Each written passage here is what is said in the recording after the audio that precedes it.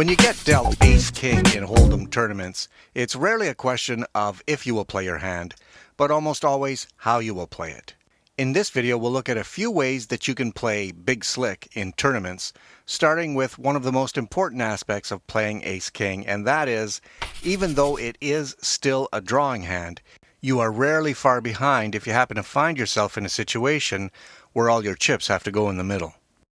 Let's take this Hold'em tournament where in later middle stages you are soon to be a short stack and you get dealt ace-king in the small blind.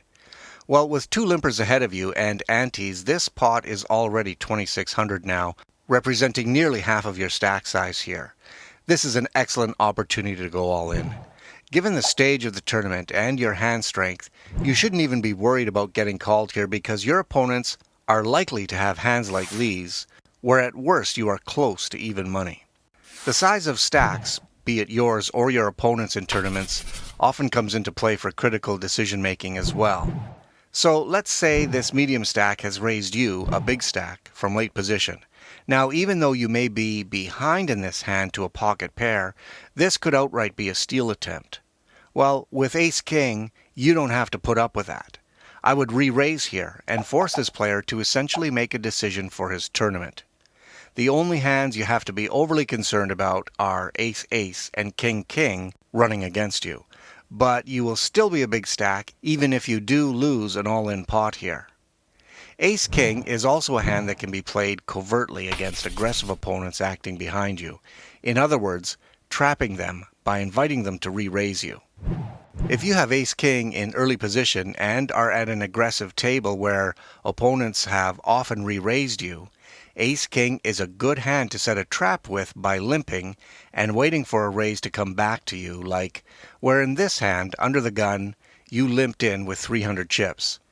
Now, things don't always go as planned, but in this case, just as you thought, an aggressive opponent has raised the pot and everyone else folds back to you, where now you can call or re-raise him, forcing him to make a probable pre-flop mistake.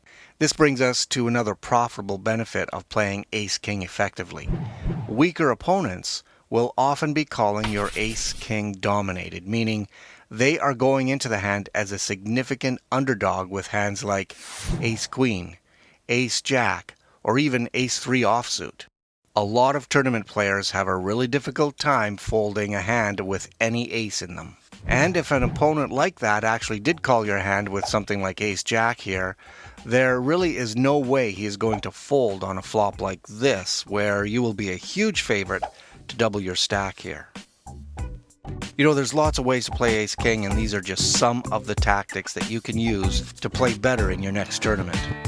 So thanks for watching, but to learn more about playing ace-king and other hands in Texas Hold'em poker tournaments, you can always visit the Poker School at pattypowerpoker.com.